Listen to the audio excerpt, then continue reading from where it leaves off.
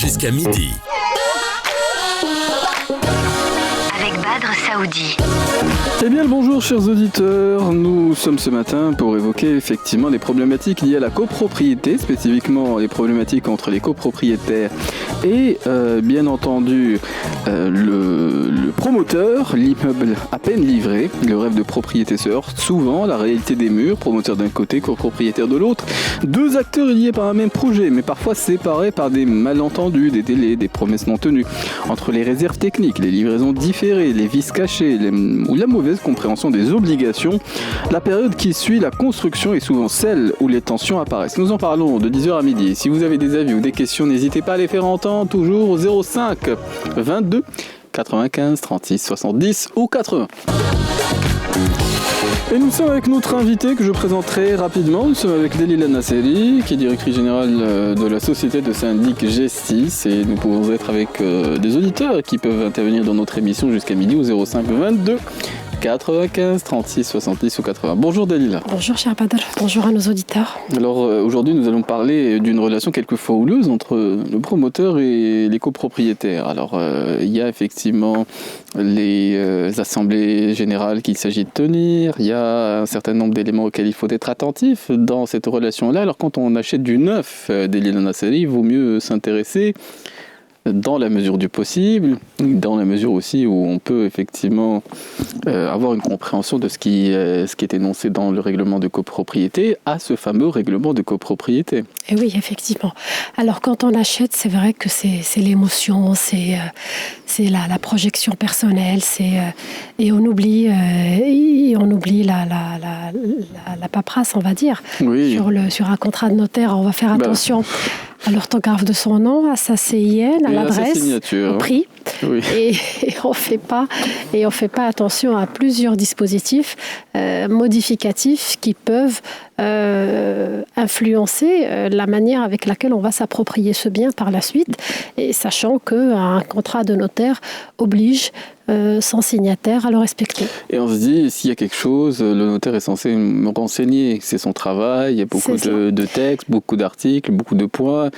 Et somme toute, oui. Mais c'est normal, parce qu'on fait une transaction chez le notaire. Le notaire, il est garant de la sincérité, on va dire, de cette transaction. Maintenant, le notaire, oui, censé. Il a un droit de regard, ou il a une vérification, on va dire, très orientée qu'il fait. C'est-à-dire que le notaire, il doit vous garantir que ce bien n'a pas d'hypothèque, que ce bien a toutes ses autorisations, que ce bien, avec les nouveaux dispositifs de la loi de finances, qu'il n'y a pas de taxes ou de brevet fiscalement. Voilà, au niveau de la DCI, la direction des impôts à payer. Donc, il vous garantit cela. Maintenant, le notaire, il n'a rien à faire dans la gestion de syndic du bien dans la copropriété où vous allez acheter. Le notaire, vous avez visité ce bien, vous avez échangé avec le vendeur de ce bien, vous avez pris connaissance du règlement de copropriété. D'ailleurs, c'est une mention qui est toujours écrite dans le contrat de vente. J'ai bien pris connaissance, voilà. Je sais que le bien, numéro, titre foncier, machin, est situé dans une résidence ou dans un lotissement nommé X ou Y, et j'ai bien pris connaissance du règlement de copropriété. On signe sur ça. Et 15% des personnes, pour être gentil, ne lisent jamais ce règlement de copropriété. Oui, on va venir aussi quand il y en a un. Au cas concret où le fait d'avoir une lecture en diagonale de ce règlement de copropriété peut avoir des incidences quelquefois désastreuses. Et quand on a vu effectivement des démolitions ou des clôtures qui n'en étaient pas, et ainsi de suite, ce sont des conséquences évidentes du fait que l'observation qu'on fait de l'état des choses quand on se déplace, quand on essaie de voir à quoi ressemble ce bien qui nous a enthousiasmé, qui a pu nous plaire, et en effet la réalité juridique de... Tout autre des fois. Et tout autre. Et je pense que quand on a géré ou quand on gère même aujourd'hui un certain nombre de résidences, on a pu observer ce type de déception. Complètement. Alors il y a une confusion. Alors tout le monde ne maîtrise pas la terminologie des fois. on va dire, foncière ou juridique. Ah oui. Des fois, quand on lit que j'ai acheté le bien est situé dans le lotissement X, dans la résidence nommée X, ça ne veut pas dire qu'il s'agit d'une copropriété. Le lotissement, c'est le nom qui est donné au cadastre au bout de terrain qui a été loti par son propriétaire et qui a été éclaté en vue de vente. Donc, plusieurs personnes ont acheté chez le notaire une villa dans un lotissement nommé un tel, titre foncier de la villa, etc. Et ce n'était pas une copropriété. Oui. Mais à tort, parce que cette personne-là, quand elle a acheté, elle n'a pas demandé s'il y avait un règlement de copropriété. Elle n'a pas lu l'étendue du règlement de copropriété. Est-ce que c'est une résidence fermée, clôturée, évolutif, 1800 ou bien 2590? Tout ça, ça change énormément le mode de gestion par la suite et le mode avec lequel cette résidence va pouvoir être gérée par son syndic. Alors, Dalila Seli, sur cet exemple, pour le développer quelques instants, c'est vrai que quand on est dans la position de l'acheteur, rarement on va demander des documents qu'on est censé recevoir ou qu'on pourrait recevoir si effectivement, le cas échéant, il s'agit ou non d'une copropriété.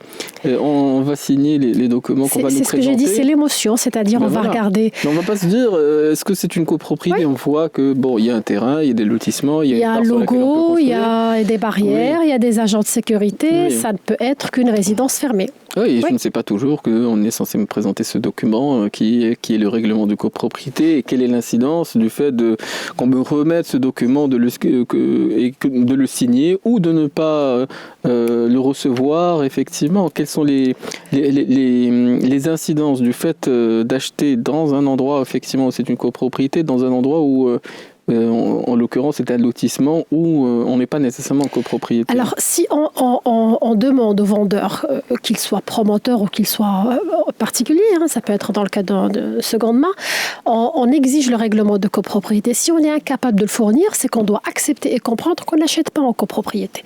C'est très simple. Et quand on reçoit le règlement de copropriété, on doit lire comment est composée cette résidence. C'est-à-dire, tout est décrit dans le règlement de copropriété. Est-ce qu'elle est clôturée, est-ce qu'elle est fermée, est-ce qu'elle est évolutive? Donc, tout ça, c'est des éléments qu'on est en droit d'avoir. Et quand on est chez le notaire... clôturée, fermée, évolutive. C'est ça, ça peut être évolutif, c'est-à-dire... Tu disais qu'il y avait un certain nombre de termes techniques. Et voilà, donc par exemple, vous achetez dans une résidence évolutive. Une résidence évolutive, ça veut dire quoi? Ça veut dire que le maître d'ouvrage, le promoteur, il a plusieurs lots de terrain avoisinants et qu'il vient de construire la première tranche et que la résidence est évolutive. Il y aura une deuxième, une troisième, une quatrième tranche. Voilà, qu'il y aura des servitudes, qu'il y aura des éléments en commun, peut-être que la piscine que j'ai vue dans ma tranche. Et c'est ce qui se passe en fait. J'achète dans une résidence évolutive, on est 200 appartements, on a une grande piscine. C'est génial, on va en profiter. Mais il y a peut-être une deuxième, une troisième tranche de 200, de 300 appartements qui vont se rajouter. Et la piscine, elle est sur les parties communes des 3 tranches et que du coup on n'est plus 200 mais 800 qui vont utiliser la piscine. Et c'est des choses qui arrivent dans la réalité, c'est des choses que nous vivons et je suis sûre que nos auditeurs ils ont connu ça ou peut-être connaissent quelqu'un qui a connu ça. Ou alors on achète dans une résidence. Quand on a acheté, il y avait l'emblème de la résidence, il y avait le totem, il y avait la barrière, il y a les agents de sécurité. Ça ressemble à des parties communes et en fait, c'est des parties communales. Rien n'est commun, il s'agit d'un lotissement. Et des exemples comme ça, il y en a. Et communal, c'est-à-dire ça appartient à la commune. C'est un espace public. Exactement, tout à fait. Espace public. Tout à fait. Bon. Ce n'est pas parce qu'il y a un agent de sécurité, une barrière, un totem, que c'est forcément une copropriété, une résidence fermée, clôturée. Et de ce point de vue, il y a un terme aussi qui vient d'être énoncé. Alors, quand on parle de servitude, Dalila Nasseri, qu'est-ce que... Alors, la servitude, c'est quand c'est le droit de passage. C'est-à-dire que je suis dans ma tranche et qu'il y aura une deuxième tranche. Et en fait, pour que les futurs acquéreurs de la deuxième tranche qui n'ont pas encore acheté parce que leur tranche n'a pas été bâtie, il faut que je leur donne un droit de passage par ma tranche. C'est-à-dire que mon entrée principale, mes voiries de ma tranche, je vais les partager avec 200, 300 autres personnes de la deuxième, de la troisième tranche. Oui, donc faire attention quand on voit qu'il s'agit d'une copropriété évolutive. Évolutive, alors on le sait, c'est quand le règlement de copropriété, il est dit provisoire. Ah. Alors, c'est très simple. Quand vous avez un règlement de copropriété définitif, ça veut dire que la résidence, elle est finie. C'est ce que vous allez avoir dans 2 ans, dans 20 ans. Elle ne va pas changer. Mais quand vous avez un règlement de copropriété avec le caractère provisoire et un tableau des tantièmes provisoire, sachez qu'il y aura une évolution et qu'il y aura une 2e ou 3e ou énième tranche qui va se rajouter, et c'est à la livraison, voilà, à l'obtention du permis d'habiter du dernier lot, de la dernière tranche, que le règlement de copropriété devient définitif et que le tableau des tantièmes prend son caractère définitif. Donc il faut essayer de se renseigner au possible. Si vous avez des questions, si vous êtes dans ces démarches-là, chers auditeurs, n'hésitez pas à nous joindre. Nous restons à l'antenne jusqu'à midi au 05 22 95 36 70 ou 80. On reprendra l'émission après la respiration musicale avec notre invité pour ce spécial copropriété, mais spécifiquement aussi dans la relation qui peut exister, surtout les 2 premières années, entre l'acheteur, le copropriétaire, et un autre copropriétaire un peu plus particulier, à savoir le promoteur. Et nous reprenons la suite de notre émission des experts avec notre invitée Dalila Nasseri, qui est directrice générale de la société de syndic Gestis. Nous restons aussi à l'antenne. Si vous avez des avis ou des questions, c'est toujours au 05 22 95 36 70 ou 80. Alors Dalila Nasseri, bon, nous avons un auditeur, d'après ce qu'on m'indique à l'instant même. Et on reviendra sur les aspects auxquels il faut être attentif dans la lecture des règlements de copropriété. Avant l'achat, effectivement. Avant l'achat. Nous sommes avec Si Mohamed qui vient nous contacter de Casablanca. Bonjour. Bonjour. Bonjour, cher auditeur. Bonjour, ça va? Très très bien, on est à votre écoute. D'accord. Moi, je vais poser des questions, mais en arabe, si vous permettez. Bien sûr, bien sûr. D'accord. Alors, مسألة الملكية المشتركة أنا عندي واحد السؤال. يا سيدي. اللي كيبيع لو بروموتور لي كوبروبريتير. أيه. il exige يعني كيفرض عليهم واحد 2 ans de cotisation. chez la plupart des promoteurs كيديروا هذا القضية هذه. D'accord. Alors après les 2 ans يعني ما هو chaque année ما كيديرش les assemblées généraux ما كيديرش l'assemblée générale après une année comme il indique la loi 1800, d'accord. وكيبقى 2 ans mais il continue encore peut-être 3 ans 4 ans يعني بلا ما كيعقد الجمعة العامة. يعني هنا كنسول الأستاذ والخبير ديال السيد اللي معكم شنو هما الاجراءات اللي يمكن له يديروا الملاك المشتركون في هذه الحاله هذه. تماما. انا اللي غنجاوبك على هذا السؤال. هو المنعش العقاري بحكم انه كيكون فاش قبل ما يبيع لك كيكون منعش عقاري، من بعد ما كيبيع لك وكتم البيعه كيولي مالك من الملاك بحالو بحالكم. هو الفرق بيناتكم هو انك انت عندك برطمه هو عنده ربما 50 40 ولا 100 ولا على حسب شحال باقي عنده في السطور. تماما. الوغ المنعش العقاري هذه كنعرفوا هذه تداول يعني كنشوفوه كل نهار كيبغي انه هذاك المشروع ديالو يبقى مزيان، يبقى مقاد، يبقى نقي، يبقى بحكم انه باقي عنده لي فونت. ماشي مشكل. فوالا ماشي مشكل، سي من حقه. اللي ماشي من حقه هو انه ياخذ هذيك العامين بدون حق قانوني. شنو معناتها؟ معناتها انني فاش كنكون منعش عقاري وكتكون عندي ناخذ واحد الاقامه مثلا فيها 1000 وحده 1000 برطمه وتنبيع البرطمه الاولانيه، خاصني عنده الحق يدير، خاصني فوالا عنده الحق، ماشي عنده الحق، القانون كيخول له الحق باش يدير السنديك غير يبيع شقه وحده ما كاين باس واخا ما كاينش جمع عام. هذا هو الخلل اللي كيديروا بعض المنعشين العقاريين بدون حق. يعني انه فاش كيبيع الشقه الاولى خاصو يدير سكون ابيل لاسامبلي جينيرال كونستيتوتيف او الجمع العام التاسيسي. هذا الجمع العام التاسيسي هو اللي كيطرح فيه المساله ديال الميزانيه، كيطرح فيه المساله ديال التسيير.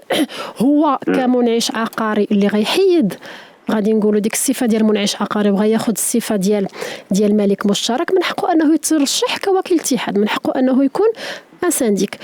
نعم. وخاص هذاك لو سانديك يقترح واحد الميزانيه ان بودجي اللي بها غادي ميزانيه تقديريه تماما اللي غادي تكون باش ان الاقامه غادي تقدر نقدروا نديروا التسيير ديال الاقامه.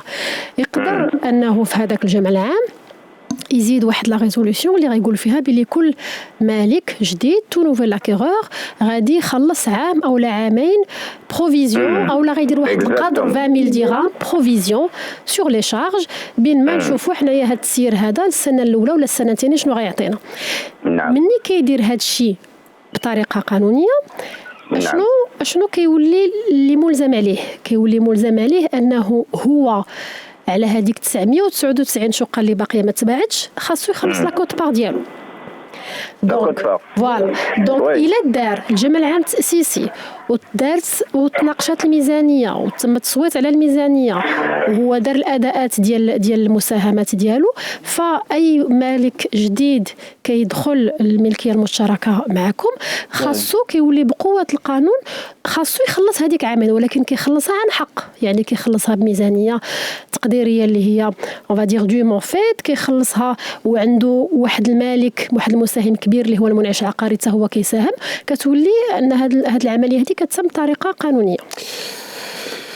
Et en tout cas, bon, par rapport à ce point, nous avons une propriété commune, qui est le studio, puisque Karim René vient de réclamer ses droits. Mais si Mohamed, on vous redonne la parole dans quelques instants, après le flash, si vous avez encore d'autres questions à nous soumettre, et nous resterons aussi ouverts à l'échange si vous avez quelques questions que ce soit, chers auditeurs, c'est jusqu'à midi. Et c'est au 05 22 95 36 70 ou 80. Et nous reprenons la suite de notre émission des experts consacrés ce matin, effectivement, à la relation qui existe entre le copropriétaire et le promoteur. Pour en parler, nous sommes avec notre invité, Delila Nasseri, qui est directrice générale de la société de syndic G6. Nous sommes avec un certain nombre d'auditeurs, d'après ce qu'on m'indique. Si Taïb est avec nous à l'antenne. Bonjour à vous. Bonjour. Bonjour, c'est Labas Bekher, vous allez bien? Ça va très très bien, on entend de la joie. Si, Taïb. Alhamdulillah, Allah yabarak fikum Sidi. Alors, Allah yakhlikum, j'ai appelé pour la raison suivante. Nous avons un syndic qui a été élu en 2023, le 6 juin. Ce qui fait le 6 juin 2025, son mandat est terminé. Il n'a pas fait d'assemblée à ce jour, il n'a pas fait d'assemblée. Les comptes ne sont pas clairs, ce qui fait les gens, il y a beaucoup de gens qui refusent de payer actuellement. Ok? Donc il affiche juste ce que doivent payer les gens, mais il n'affiche pas les dépenses. Et donc, quand je fais mes calculs, il y a des dépenses qui sont fixes, les bainines, il y a des petites réparations qu'il faut justifier. Malheureusement, quand je fais le calcul, je trouve qu'il y a une très grande différence. Okay. Et je demande quelle est la procédure à suivre avec ce monsieur. Voilà. Oui, pour demander des comptes ou pour les deux. Pour peut-être nommer un autre syndic. Alors, pour lui demander des comptes d'abord, et aussi il faut qu'il organise une assemblée générale, tout simplement. Oui.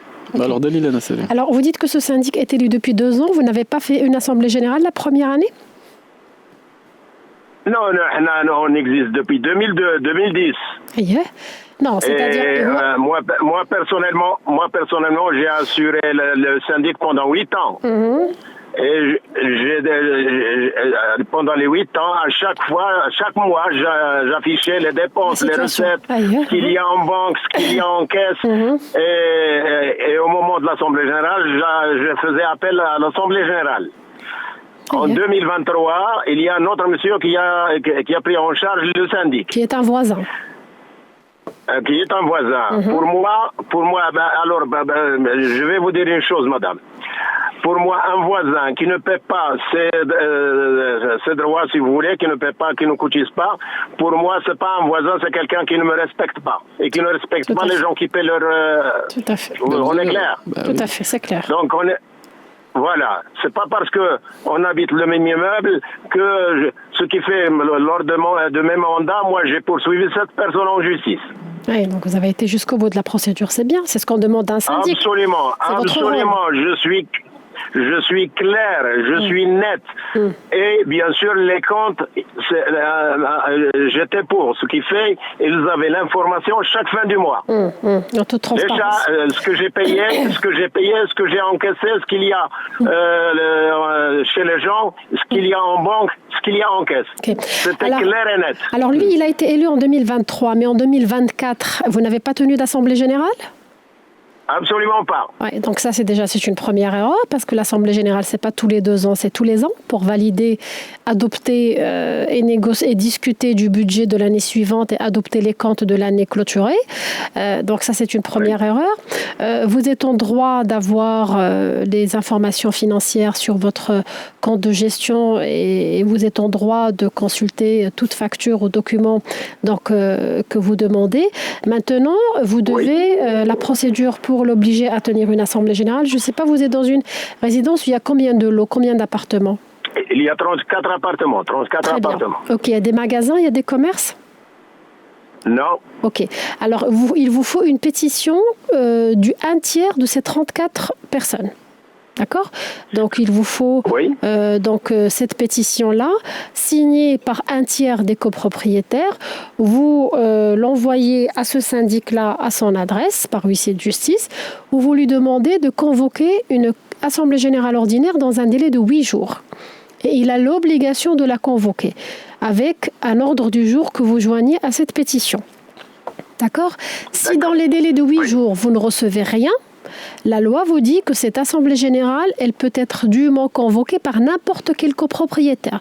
Vous ou n'importe quel voisin peut convoquer cette assemblée générale et statuer sur l'ordre du jour que vous avez initialement envoyé. S'il vient, vous discutez de l'ordre du jour, vous adoptez, rejetez, auditez, vous faites ce que vous avez à faire, vous votez votre budget de fonctionnement. Déjà, vous devez voter a posteriori avec du retard, le budget 2025 que vous n'avez pas fait. Donc, les budgets 2024 également. Et adopter les comptes. En fait, ce sont 3 assemblées générales quasiment que vous allez faire en une seule. Parce qu'on ne peut pas laisser des comptes sans adoption, en suspens. Donc, vous avez ceux de 2024 à faire et ceux de 2025 à faire. Et le budget 2026 à voter. Vous mettez tout ça dans l'ordre du jour, vous lui envoyez, s'il ne fait pas, c'est vous qui convoquez l'Assemblée générale, le président de séance constatera ou pas s'il est venu, s'il vient, très bien, vous discutez, s'il ne vient pas, le président de séance constate que le syndic s'est absenté malgré la notification qui lui a été faite, et que l'Assemblée générale décide de prendre ses responsabilités et donner pouvoir au syndic pour auditer les comptes et pour entreprendre les démarches nécessaires. Vous lestez en justice ou vous demandez une expertise. À vous de voir. Tout dépend, je ne sais pas, de l'état des comptes ou ce que vous allez trouver. Ou après, c'est un voisin, c'est toujours délicat, mais comme vous avez dit, la loi, c'est la loi, et quelqu'un qui ne joue pas le jeu, c'est quelqu'un qui ne vous respecte pas. Vous avez raison. Sitaïb, il y a un élément. Comment auditer? Qu'est-ce que ça veut dire auditer les comptes? Premier point. Deuxième point, quand on peut décider de ce qu'on va mettre dans l'ordre du jour, on peut, le cas échéant, si la personne ne convoque pas, entre guillemets, au bout des 8 jours, l'Assemblée générale, on peut décider de révoquer le syndic. Alors, ce sont deux aspects qu'il s'agit d'éclairer. Non, en fait, de toute façon, il ne va pas venir. Dans tous les cas, il est auto-révoqué. De toute façon, son mandat est fini. Donc là, il est question, c'est une AG élective. Donc, ils vont élire un nouveau syndic. Pour ce qui est de l'expertise des comptes, avant l'expertise, il y a ce qu'on appelle la passation. Donc, quand cette Assemblée générale va finir, qu'il soit venu ou pas, il doit faire une passation avec le nouveau syndic. Et une fois la passation faite, ou pas, le nouveau syndic, soit il dit, moi, bon an, mal an, je vois à peu près, ça rentre dans l'ordre de grandeur, j'ai quelques centaines de dirhams de différence, c'est pas grave, soit il commence à regarder un peu les comptes, il dit, oula, il y a beaucoup de dépenses non justifiées, stop, je vais demander une expertise financière par le tribunal des comptes. S'il fait la passation, vous avez les documents pour. S'il ne fait pas la passation, ce sont 2 procès qu'ils vont mettre en place, à la fois la demande de passation via tribunal et la demande d'expertise des comptes, puisque c'est lui qui a les documents. Est-ce que ça répond à votre question, Sitaïb, ou est-ce que vous avez d'autres aspects sur lesquels vous demandez un éclairage, Sitaïb? Parfaitement, c'est clair. Et pour votre information, il n'a pas payé l'assurance de 2025, malheureusement. Oui. Vous avez l'argent, Flécon, ou pas? Vous avez un peu d'argent? Oui, le monsieur il dit qu'il n'a pas d'argent, mais comme moi, quand je trouve une différence de 50 000 dirhams. Ah, ok. Oui, sur un million, ça peut faire une grande somme. Parce que c'est très simple. Oui. Parce que c'est très simple. Par an. 5 000 ou 6 000, ça dépend. Et, non, c'est 50 000 dirhams de dépenses, qui n'est pas justifié. Mais les frais d'assurance, entre guillemets... Non, ça dépend. Non, c'est pas 50 000, pardon. Oui. Attends, s'il vous plaît. Les charges depuis le 6 juin 2023 au 30 octobre 2025, les charges fixes, c'est à peu près 100 000. Oui. Ouais. Lui, il a encaissé 157 000. Oui. Ouais, d'où l'écart que M. Taïeb constate. 57 000, oui. Absolument. Alors, il a fait des petits travaux, ils ne font pas les 50 000. Ouais. Ils ne dépassent même pas 10 000. Oui.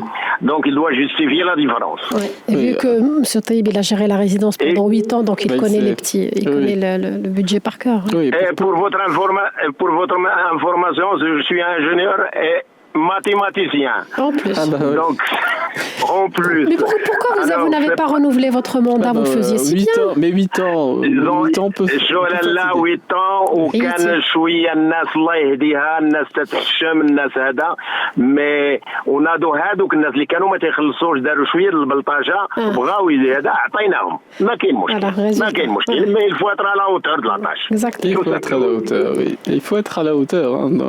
C'est ce que il faut être à la hauteur de la tâche والسلام. احنا ما عندناش مشكل ديال. Exact. تبارك الله عليك en tout cas c'est Taïeb. Je vous remercie. الله يطول عمركم. شكرا جزيلا. Très très très bonne journée, c'est Taïeb. Alors oui, il faut être à la hauteur. Hein, en fait, tu sais, là, je vais te dire, la gestion de syndic, c'est comme la politique. Il est tellement plus confortable d'être l'opposition parce que c'est facile. On critique, on casse, on est grognon, c'est tellement plus facile. Mais venir au pouvoir, comme certains partis politiques qui sont beaucoup plus à l'aise,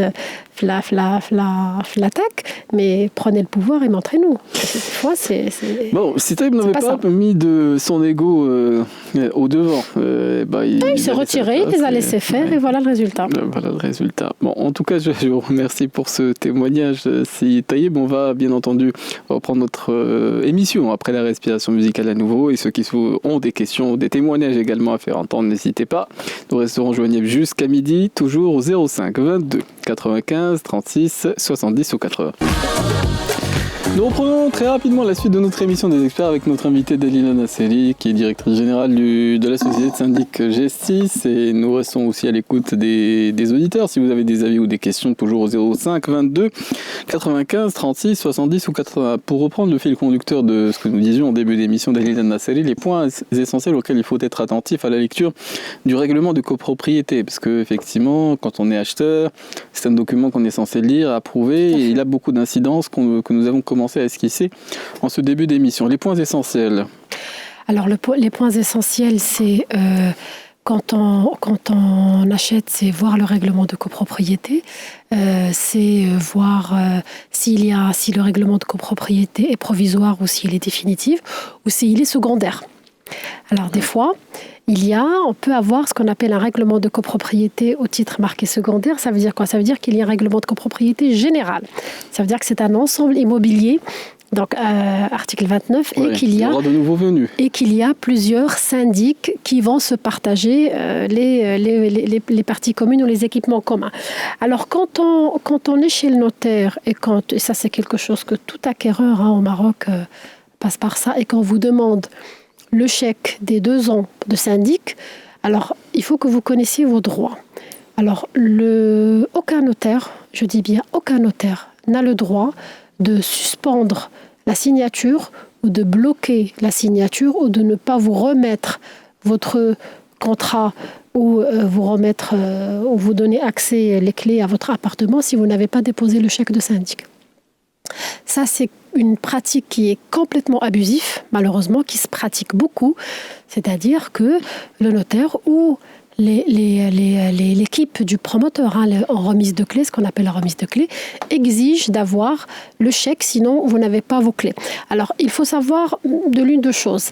Déjà, quand on vous demande ce chèque, demandez le PV d'Assemblée Générale constitutif et le budget sur la base duquel le promoteur ou le syndic demande cette avance sur charge. Si on vous le donne, ils sont tout est dans les règles, tout est fait dans les règles de l'art. Vous remettez votre cotisation parce qu'il y a une assemblée générale dûment tenue qui a exigé ça. Oui. Mais si on vous demande ça et qu'on ne vous montre ni PV, ni budget voté, ni stipulé que c'est une provision sur charge, vous êtes en droit de refuser de donner ce chèque-là et vous êtes en droit d'avoir vos clés, finaliser votre transaction et accéder à votre bien. Alors la parole a été donnée par un auditeur à l'antenne qui était venu avec un huissier de justice et effectivement... oui, et en général... pour constater le fait que le notaire allait lui demander de régler par avance et de ce point de vue, ça a débloqué la situation, les personnes se sont rétractées et il a pu obtenir les documents dont il avait besoin. Exactement. Donc, c'est complètement abusif.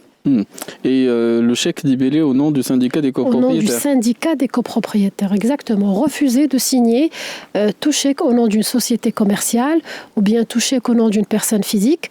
Vous exigez que le chèque s'appelle syndicat nom de votre résidence. Nom de votre résidence. C'est-à-dire qu'il y a un compte bancaire ouvert dans les règles de l'art. Oui, ça touche les sous et c'est très important. Après, effectivement, dans le règlement de copropriété, il y a aussi l'attribution des espaces. Il y a des espaces qui sont des parties communes, des espaces qui sont censés pour être des équipements au profit des copropriétaires. Et de ce point de vue, il y a des informations qui sont essentielles. S'il est prévu qu'il y ait une mosquée ou qu'il y ait une salle de sport ou qu'il y ait une piscine dans les espaces communs, c'est quelque chose qu'on est censé retrouver au niveau du règlement de copropriété. Oui. Donc, il y a c'est ce qu'on appelle les équipements, c'est-à-dire est-ce qu'il va y avoir une mosquée. Si on vous dit... Alors, ça, c'est un autre problème qu'on pourra peut-être aborder en seconde partie de l'émission, c'est le décalage entre le discours commercial et ce qu'on achète. Parce que vous n'avez pas systématiquement le contenu de la maquette. Vous n'achetez pas des maquettes. Le contenu de la réalité, surtout quand on achète sur plan. Oui. Alors, quand on achète sur plan, il y a une différence entre la maquette commerciale avec des palmiers, des cocotiers, des orchidées. Et quand on arrive sur la réalité du terrain, on ne voit pas ça. Des fois, c'est... Non, c'est sur les équipements. Des fois, sur la maquette, on nous met des aires de jeu, on nous met pas mal d'espaces verts et qu'on ne retrouve pas sur la réalité du terrain parce que, alors de bonne foi, peut-être que le promoteur avait prévu ça, mais le problème c'est qu'un projet, entre le permis de construire et les permis modificatifs et les conditions de l'attribution, enfin les conditions du marché peuvent changer. Il peut y avoir en tout cas un décalage, et un décalage à l'antenne, c'est un retard. Il est 11h00, on va essayer de les éviter. C'est l'heure d'écouter le flash d'information qui nous est présenté par Mourad Baba, et on reprendra la suite de notre émission des experts qui se poursuit jusqu'à midi. Les auditeurs, si vous avez bien entendu des questions, c'est toujours au 05 22 95 36 70 ou 80. Et nous reprenons la suite de notre émission des experts ce matin, consacrée aux relations quelquefois houleuses et quelquefois, très bon terme, qui peuvent exister entre le promoteur et les copropriétaires. Nous sommes avec Dalila Nasseri, qui est directrice générale de la société de syndic Gestis, et nous pouvons bien entendu rester ouverts à l'échange jusqu'à midi au 05 22 95 36 70 ou 80 si vous avez des avis ou des questions. Alors on va essayer de donner la parole très rapidement, mais je reviens d'un mot Dalila Nasseri à la discussion là où on l'avait laissé, c'est-à-dire concernant les points essentiels sur lesquels il faut être attentif à la lecture du règlement de copropriété. Alors, donc on a dit le caractère déjà du règlement de copropriété, est-ce qu'il est définitif, provisoire, ou est-ce qu'il est secondaire. La liste des équipements, c'est-à-dire que dans l'introduction, en général, c'est la première et seconde page du règlement de copropriété, on décrit la résidence. La résidence, elle est composée de 206 parties privatifs. Alors, 206 parties privatifs, il faut lire 206 appartements ou 206 places de parking titrées ou 206 villas, donc tout ce qui est partie privatif, c'est-à-dire appartenant par un titre foncier à un tiers, c'est ce qu'on appelle les lots privatifs. Et on décrit les parties communes. Ce sont les allées, les façades en général, les couloirs, les ascenseurs, etc., les équipements communs. Et on a la liste des équipements de la résidence. Un espace vert de X mètres carrés, une piscine, une aire de jeu. Donc il faut lire et vous achetez vous n'achetez que ce que vous avez lu. Ah oui, vous n'achetez que ce que vous avez lu. C'est-à-dire, si vous avez sur la maquette, chez n'importe quoi, un spa, eh bien, si le spa ne fait pas partie des équipements communs, il n'y a pas de spa. Si vous lisez aire de jeu, si vous voyez aire de jeu sur la maquette et qu'il n'y a pas d'aire de jeu dans le règlement de copropriété, il n'y a pas d'aire de jeu. Donc, il faut faire très attention à cela. Vous n'achetez que ce que vous lisez sur le règlement de copropriété. C'est comme les places de parking. Et le texte est moins visuel. Le texte est moins visuel. Le texte, il est fidèle à votre, à la réalité juridique. C'est comme les places de parking. Si vous n'avez pas de place de parking avec son titre foncier rattaché à votre titre foncier mère, vous n'avez pas de place de parking. Les places sont communes. Je ne sais pas si on aura la parole à la défense. On va donner la parole à Maître Alami, qui est un invité qu'on salue par la même occasion ici même à l'antenne. Alors, Maître Alami, on vous écoute. Bonjour, Maître. Oui, bonjour. Ça va? Tu vas bien? Bonjour, madame. Ça va? J'ai écouté ce matin une partie de votre intervention concernant la copropriété au Maroc. Oui. Et j'ai cru entendre que le notaire n'a pas le droit, il a le droit il n'a pas le droit de demander à quelqu'un qui achète, un acquéreur, qui achète un bien immobilier, de payer les 2 années de charge de copropriété. Il n'a pas le droit d'exiger son fondement. Oui, d'exiger. Je vous rappelle quand même que l'acte que le notaire rédige est un acte consensuel. Oui. C'est un acte synélagmatique consensuel, donc le notaire ne peut en aucune manière exiger de quelqu'un d'une partie assignée sans son consentement. Tout à fait. Par conséquent, si la personne refuse de signer, le notaire ne peut pas l'obliger à signer. S'il n'accepte pas les conditions de ce promoteur, et combien sont nombreuses les demandes de ce promoteur des fois qui sont hors la loi.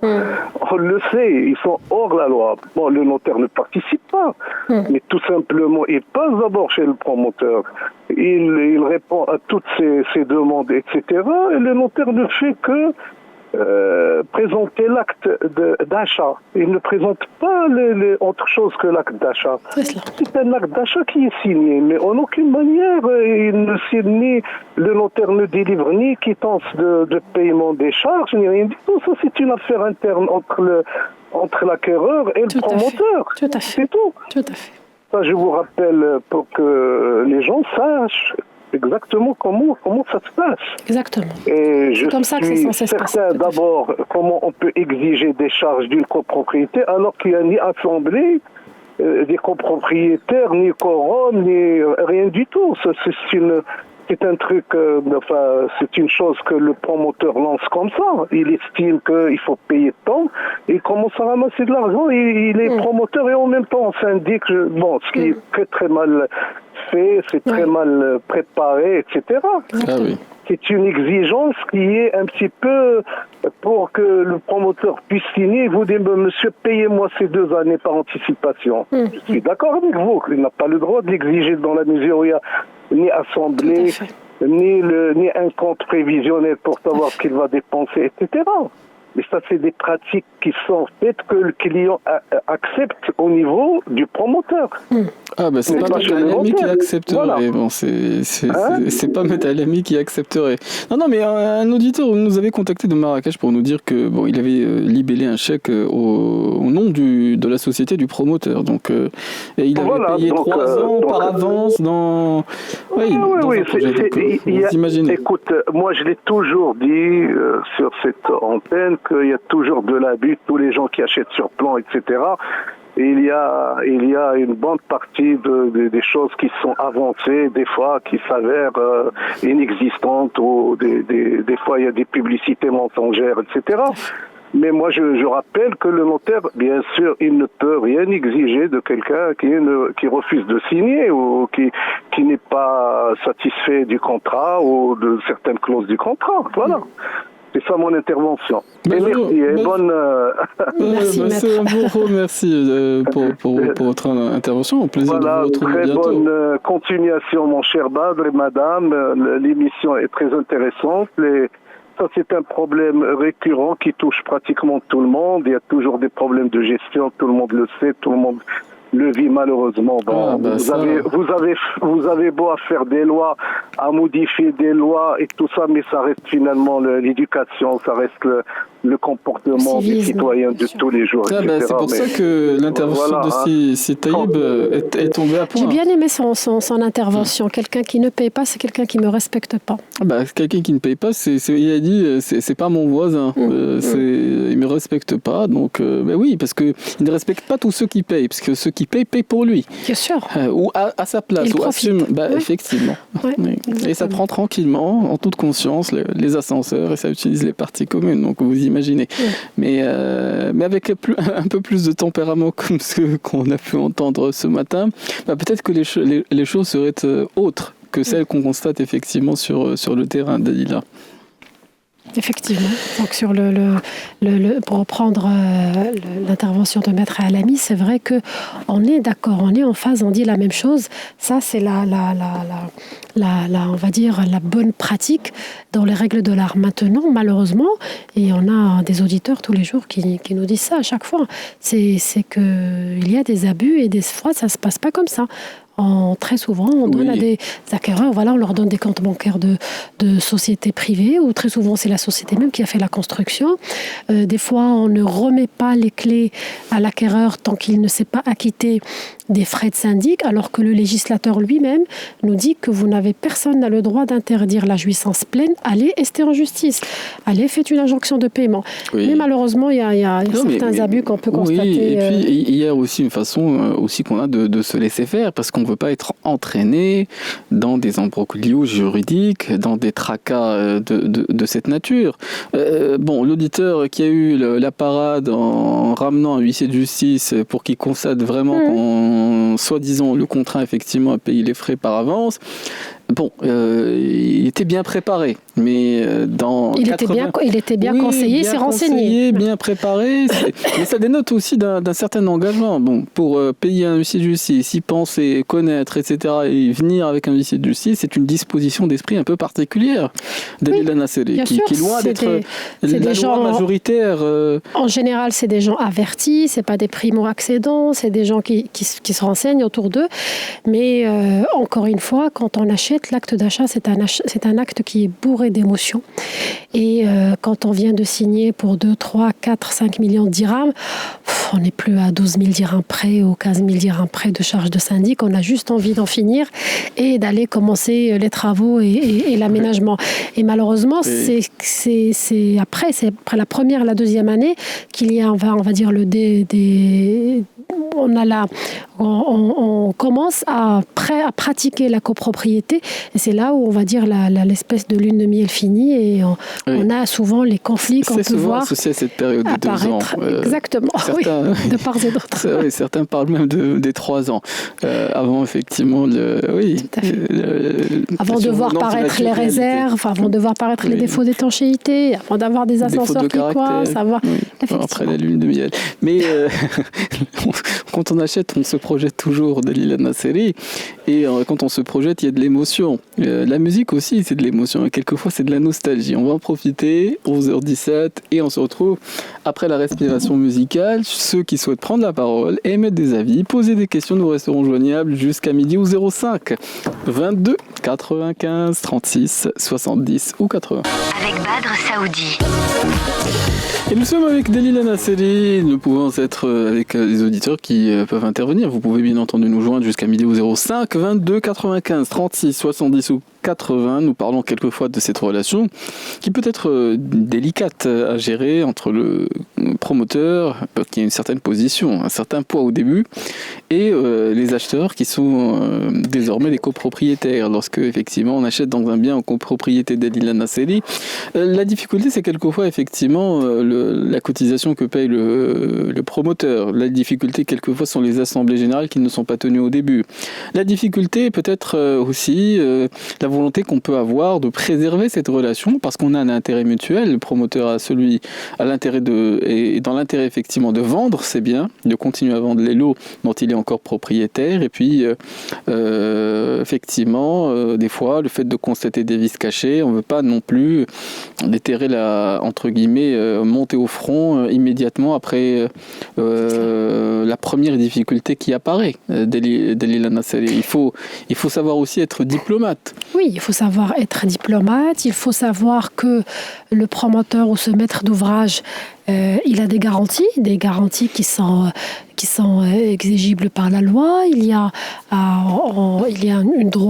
une durée du droit de constat du vice caché. Il y a la garantie décennale pour tout ce qui est effondrement total ou partiel ou éventuellement extension. Il y a les garanties que des fois sur certains projets un promoteur peut avoir au niveau de ses prestataires, c'est-à-dire des garanties ou des retenues de garantie sur les lots, plomberie, étanchéité ou autre. Donc, c'est tout ça qu'un promoteur, ça lui est exigible par la loi pour qu'on puisse préserver ce consommateur qui a acheté un bien. Et quand on achète un bien, comme tout article neuf, il y a une garantie. Comme pour la voiture, comme pour tout article, on ne sait pas ce qu'on a acheté tant qu'on ne l'a pas pratiqué. Oui. Donc il y a un ensemble de garanties qui permettent aux promoteurs de rattraper le tir, on va dire, et donner le bien vendu tel qu'il a été promis. Et ces mêmes garanties, ils sont valables et sur les parties privatives et sur les parties communes. Donc ce qui vaut pour les uns, vaut pour les autres aussi. C'est très important ce point-là. Alors quand on est un professionnel, disons-le du syndic, effectivement, si je constate un vice au niveau des parties communes, il y a aussi peut-être une façon de faire qui ne va pas non plus tout de suite monter au créneau. Complètement, bien sûr. Il y a des discussions. Alors c'est facile de monter au créneau et d'aller devant les tribunaux, mais on essaye d'aller le moins possible et d'essayer d'initier la négociation, d'initier le débat, le dialogue, avant d'aller devant les tribunaux. Oui. Et sur la façon de faire optimale, entre guillemets, qu'on peut partager avec ceux qui... Les vices constatés sur les parties communes. Parce que quand on parle de garantie, il y a la question des délais, mais il y a également, effectivement, la façon de faire pour essayer d'obtenir l'intervention nécessaire lorsque on constate effectivement un vice caché au niveau des parties communes ou des parties privatives. Alors déjà, je rappelle que l'assurance des parties communes, ce qu'on appelle la MRI, la multirisque immeuble, est malheureusement pas obligatoire au Maroc, d'accord ? C'est un dispositif qui doit être voté en Assemblée Générale et c'est un dispositif indispensable. Je conseille tout syndic à le mettre en place parce que c'est très très intéressant pour la couverture ce qu'on appelle des dégâts des eaux, dégâts électriques ou autres. Sur ce qu'on appelle les vices cachés, en fait, ce n'est pas le syndic qui est protégé, c'est le consommateur. On est dans une notion d'acquéreur. C'est-à-dire que quand on a acheté un bien, on a, en général, il y a la garantie de constat du vice caché, elle est de 2 ans. Il y a des jugements qui l'ont prolongé à 3 ans. Donc, quand on constate un vice caché, donc on a cette période-là de protection et sur notre appartement et sur les parties communes.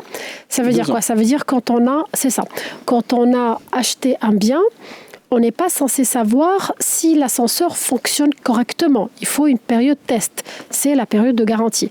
On n'est pas censé savoir que notre plomberie est bien faite. Il y a une durée de constat. Quand on constate un problème dans les parties communes, c'est notre propre garantie parce que quand j'achète un bien, j'achète la jouissance pleine et les moyens de jouir du bien. Tu ne peux pas me vendre un appartement nickel et un ascenseur qui ne fonctionne pas.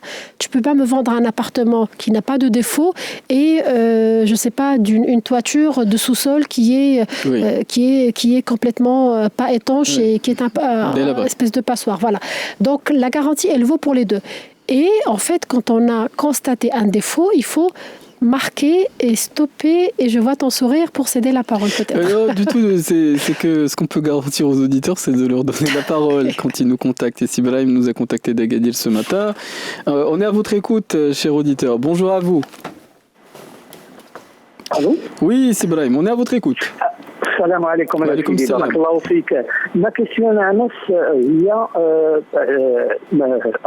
première question, à quel moment est-ce que c'est le promoteur qui doit nous remettre le règlement de la copropriété quand on est intéressé, ou à quel moment ça se passe, ou alors est-ce que c'est payant pour l'avoir, pour pouvoir le lire avant de signer devant le notaire. Ça, c'est une question. Parce qu'on ne sait pas, pour être au courant vraiment de la situation du bien.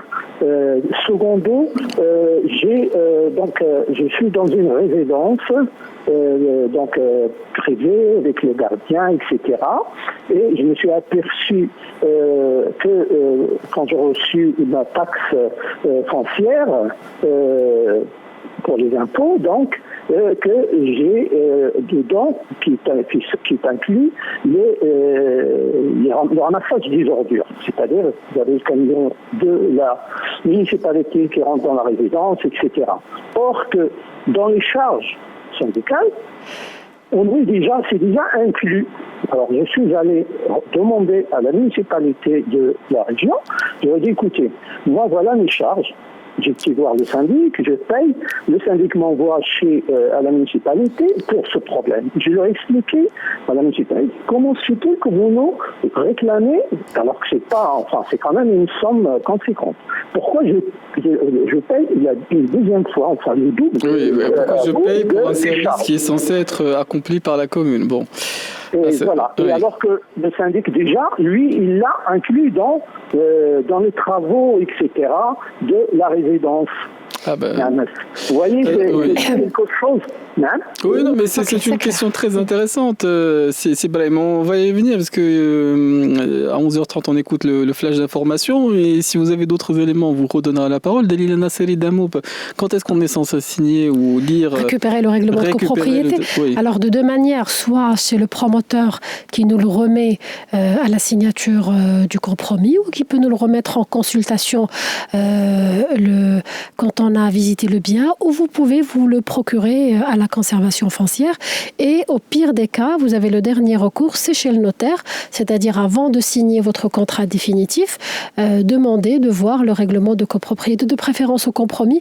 Comme ça, vous savez dans quoi vous vous engagez. Mais vous le recevez gratuitement. Bien sûr, gratuitement. Maintenant, il l'envoie par mail de manière électronique, avec zéro papier, c'est d'autant plus pratique. Céder la parole, c'est gratuit également. 11h30, on l'avait annoncé, il va nous présenter les actualités. C'est Karim Droné. On va se retrouver pour la dernière demi-heure d'émission. On restera bien entendu à l'écoute de vos questions ou de vos avis, toujours au 05 22 95 36 70 ou 80. Et nous reprenons la suite de notre émission des experts ce matin avec notre invité Dalila Nasseri. Alors, il y avait effectivement en suspens une question de Sibrahim sur les doublons. C'est vrai qu'effectivement, les communes, on paye cette taxe entre guillemets qu'on appelait la taxe d'édilité ou les taxes locales pour un certain nombre de motifs, notamment le ramassage des ordures. Et c'est ainsi qu'elle se justifie. Mais effectivement, certaines copropriétés ont un budget aussi pour gérer cet aspect-là, les bennes à ordures et que sais-je encore, Dalila Nasseri. Alors, que comprend le budget nettoyage d'une copropriété ? Alors, il comprend la mise à disposition des agents de nettoyage, des hommes ou des femmes de ménage qui nettoient les parties communes. Ça comprend ce qu'on appelle le cantonnier. Des fois, quand on a beaucoup d'allées ou beaucoup d'espaces ouverts, donc c'est la personne qui va balayer, ramasser les feuilles mortes ou ramasser, des fois dans certaines résidences, ramasser les ordures devant les lots. Ça comprend les bennes qui sont mises à disposition sous les immeubles et ça comprend l'enlèvement de ces bennes, de ces poubelles et les mettre dans les grandes bennes mises à disposition, par la commune qui est à l'extérieur. Oui. Et en fait, ce qu'on paye à la commune, c'est le camion. C'est le camion qui passe les ordures dans la et qui grande fait benne. le ramassage des ordures dans les grandes bennes. En fait, vous ne payez pas deux fois la même chose. Ce sont deux choses différentes. Tout le monde paye, que vous soyez en maison individuelle, en appartement, en immeuble ou en résidence fermée, ces taxes dites, qu'on appelle communément NADAFA, en taxes de propreté, parce qu'elles concernent la gestion externe des ordures, c'est-à-dire le camion qui va passer, qui va ramasser, Mais la propreté ou le nettoyage du syndicat, ça concerne la propreté et le nettoyage de la résidence. Oui, dès lors qu'on paye des cotisations ou des impôts, il y a un réflexe qui est naturel. Où va l'argent? Alors attends, par contre, cet auditeur me tend la perche pour parler d'un sujet, lui, qui est problématique, c'est que dans certaines villes, alors je ne sais pas si c'est le cas de cet auditeur à Agadir, voilà, dans certaines villes, dans certaines communes, à Casablanca, moi je cite par exemple ici même à Mal, il n'y a pas, la ville n'a pas de contrat de ramassage. C'est-à-dire que c'est la copropriété où on paye double peine, double fois, malgré l'existence de la taxe locale. C'est-à-dire que vous allez payer le nettoyage à l'intérieur de la résidence, il faut signer un contrat avec une entreprise extérieure de ramassage des ordures. De toute façon, il y en a 4 ou 5 qui ont cet agrément et qui le font, ou vous payez un prestataire privé qui va l'enlever et qui va le dégager, et malgré ça, vous payez la taxe locale. Ça, c'est un problème. Je veux bien qu'on jette l'opprobre sur les responsables locaux. Et effectivement, on peut observer que les rues sont ce qu'elles sont dans certaines villes. Cela dit, on peut dire que certains, effectivement, qu'ils soient copropriétaires ou simples citoyens, on ne fait pas beaucoup d'efforts. C'est-à-dire, on considère que ce qui n'est pas chez soi, on n'est pas concerné. On n'est pas concerné. Or, on est concerné. Quand on se promène dans des villes propres, c'est pas tout à fait la même chose et de la même façon. On est concerné par l'état dans lequel on laisse notre quartier, par le lieu dans lequel on vit.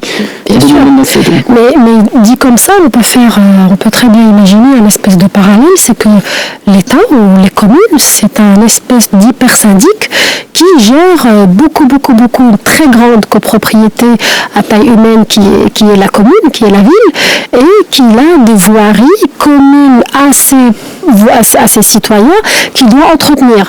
Maintenant, cet État-là ou cette commune-là, il a les moyens. Ce sont les taxes, ce sont les impôts, et ce sont à juste titre des fois des révoltes qu'on peut voir par-ci et par ailleurs, des rues mal entretenues, des ordures. Le ramassage des ordures qui se fait de la part de la commune. Mais cela dit, les copropriétaires d'un quartier, pas loin d'ici, à Maldives, ils déposent des sachets à partir d'une certaine heure, à partir de 20 heures. Par terre, mais sur la chaussée. Donc vous imaginez le nombre et les déversements. Donc les personnes ramassent. Mais effectivement, si tous les jours, effectivement, il y a cette habitude-là, vous imaginez au bout d'un certain temps l'état dans lequel... Oui, le civisme. Et puis quand on voit une personne prendre un seau de poubelle et qu'il va, au lieu de prendre un sac poubelle, déverser dans la grande benne, c'est un vrai problème de civisme. Effectivement, et c'est vrai pour le citoyen, pour la rue, comme c'est vrai pour le copropriétaire dans la résidence. Mais ce qui était relevé par Sibalaim, c'était effectivement peut-être le montant. Alors il a dit exorbitant, alors il ne nous a pas dit combien, je ne sais pas, mais par contre c'est juste normal. Mais comme j'ai dit, il y a pire que ça.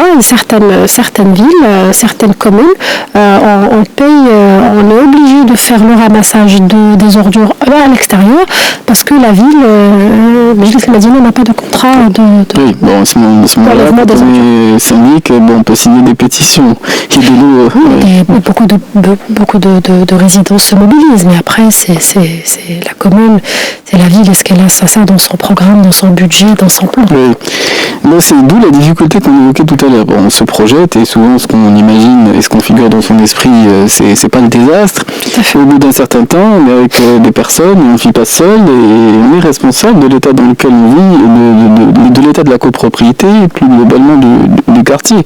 Alors, c'est difficile, entre guillemets, d'infuser un bon état d'esprit. Et on peut faire disons, à son échelle, ce qui est dans notre possibilité de faire, Dadila Massalé. Alors, on va profiter rapidement de la dernière respiration musicale du jour. jour, en tout cas dans notre émission bien entendu.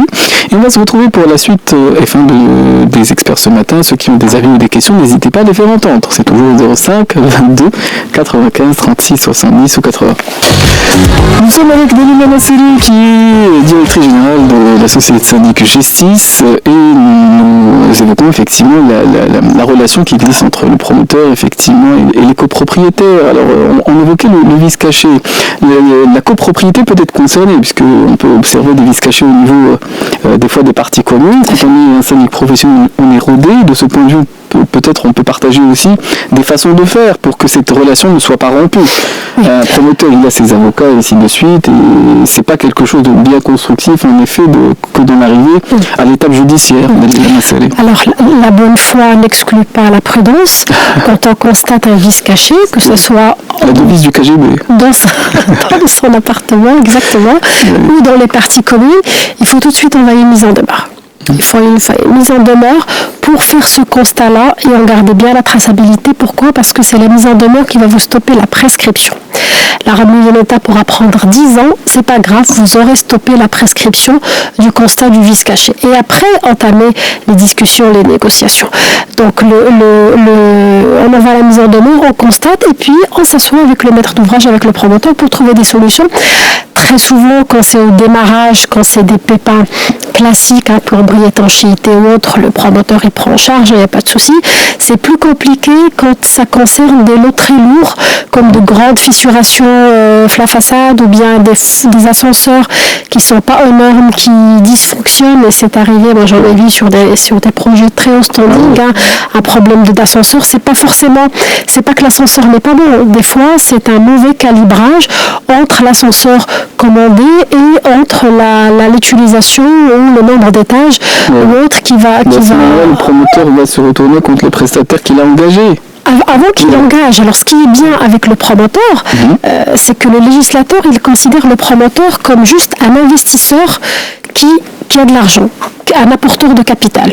Et il le protège lui-même par les bureaux d'études, par les contrats, par les assurances, par les garanties, parce que ce n'est pas à lui de garantir qu'un ascenseur va bien fonctionner, c'est un bureau d'études qui le garantit. Un bureau d'études, et effectivement, donc il y a... Lui-même, il est protégé par des pré-réceptions, par des réceptions et par le fameux permis d'habiter. Mais ce processus est enclenché parce que l'acheteur, effectivement, ne connaît que le promoteur, celui qui lui a vendu. C'est ça, effectivement. Il a le choix et il ne doit se retourner que contre le promoteur, c'est lui qui lui a vendu. À lui d'activer ses assurances, ses garanties, de se retourner contre le bureau d'études s'il a mal apprécié, contre l'ascensoriste s'il a mal monté l'ascenseur, contre la société d'étanchéité si elle a mal fait son travail. C'est comme l'accident à 3 ou à 4, on se retourne contre celui qui nous a percuté, on va dire, et ainsi de suite. Oui, effectivement, il y a cette chaîne de causalité. Nous avons un auditeur qui a demandé à prendre la parole et nous restons à l'écoute jusqu'à la fin. C'est-à-dire encore quelques minutes. Si Yassine est avec nous de Casablanca, bonjour. Bonjour à tous. Bonjour si Yassine. Vous entendez?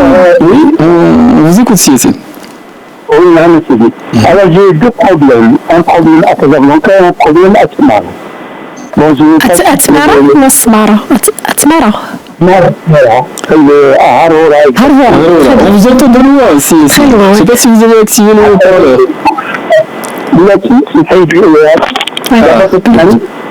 Oui, un peu mieux si Yassine. Oui. Perdu si Yassine. Non, je pense qu'il est toujours avec nous si Yassine, mais on peut des fois malencontreusement lutter. Allô? Oui, c'est beaucoup mieux. Là, on vous entend très distinctement. Oui. Allô? On vous entend, Sidi, allez-y. On vous écoute.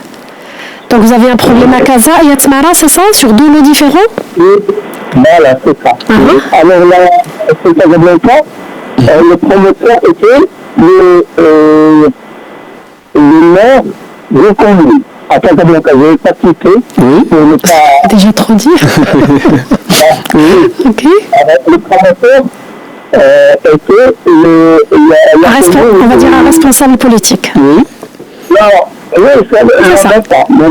C'est un proche de l'intérieur auparavant. Oui. Et c'était la loi. Donc, le complexe d'habitation, donc plusieurs appartements, plusieurs immeubles. Mais on n'est pas passé par un notaire. Donc c'est après réalité. On a mis la clientèle plus parce que c'était un projet pour les séries. Mais les écrivains, donc il n'y a pas de notaire. On a rendu le contrat, on a rendu l'acte de vente, on a rendu le. Bon, ceux qui ne voulaient pas, vous êtes chez le blanc notaire? Blanc notaire. Dit l'acte d'achat sous notaire. Notaire. Même qui a établi l'acte de vente, et moi, il a établi tout. Et on ne pouvait pas parler, parce que les gens, ça peut être des crédits du projet, et c'est d'accord. Donc, moi, on était obligé parce que j'avais avancé de l'argent. D'accord. C'était dans le fin. Vente sur plan. C'est quoi? Vente sur plan. La livraison. Je me rends compte que c'est comme ça que ça se passe sans le personnel et tout. Depuis l'acte de vente à loi, il est établi un contrat entre vous et la commune, le président de la commune. Vous signez, vous acceptez, ou bien vous les restez. D'accord? Obligé parce que la commune de commissaire d'action. Sauf que, d'abord, le projet commun, il est clôturé. Avec la clôture, avec les portes à l'élection. Mais, il empêche le caractère de propriété privée. C'est de propriété commune. Le service, nous n'avons pas gagné. Benjamin. J'ai amené tout ça sur le bâtiment. Avec l'escalier, l'ascenseur, avec une partie commune. En dehors de ça, il n'y avait rien. Donc, nous on a accepté la réalité. J'ai vu d'autres immeubles. On a reconnu un certain nombre de unités de l'immeuble, donc il y a plus de transport, il y a plus de papier, il y a plus de ski, plus de cuisine, il y a la graduation, il y a la vérité partie sociale, parce que le président, il est ceci et cela. On a accepté. Une autre syndic. Ce qu'on syndic, il y a des syndics. J'ai des amis avocats et des juges, des gens de la loi. Donc, une question qu'on a un syndic général, du moment que la propriété n'est pas privée. Mais il y a privé, mais il y a voilà. Derrière, privé, il y a public. C'est-à-dire que l'IGART, mais qui sont pas bien gardien, qui va parler, qui est comme ça, l'IGART, alors, c'est parce qu'il y a un bonhomme qui est le dialogue là-dessus, là. Par exemple, la commune, en tant que fonctionnaire, il a élu, c'est un grand projet d'une grande école, mais surtout, et c'est une doctrine de c'est compliqué.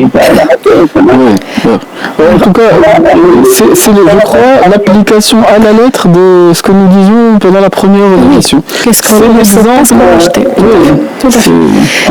Malheureusement, bon, je comprends encore une fois, moi je dis l'achat, l'émotion quand on achète,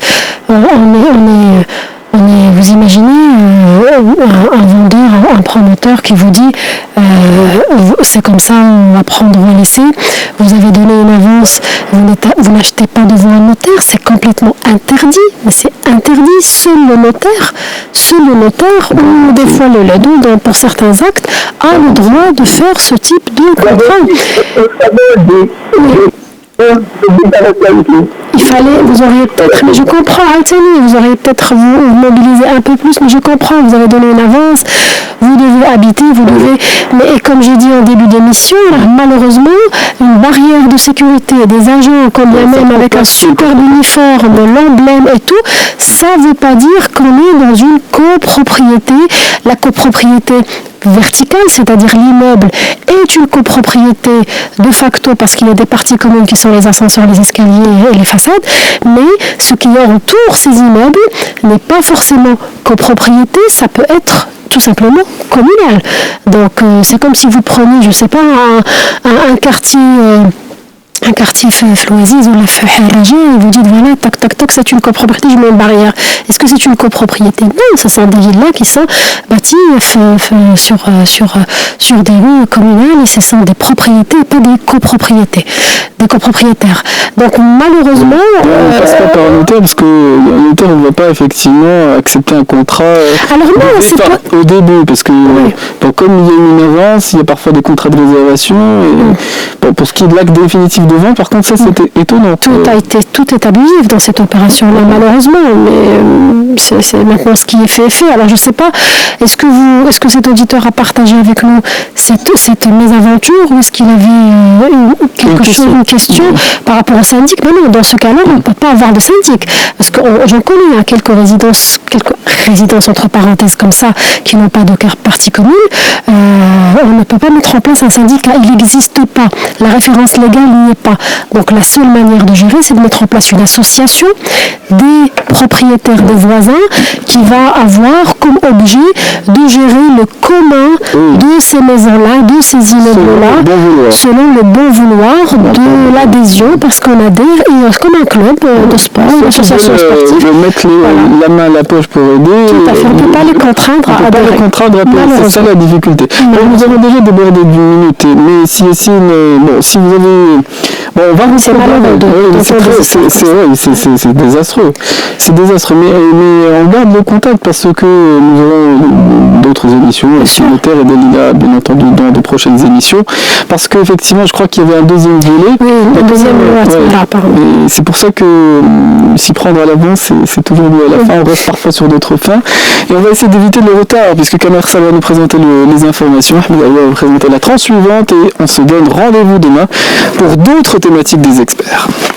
Les experts sont sur Atlantique, jusqu'à midi.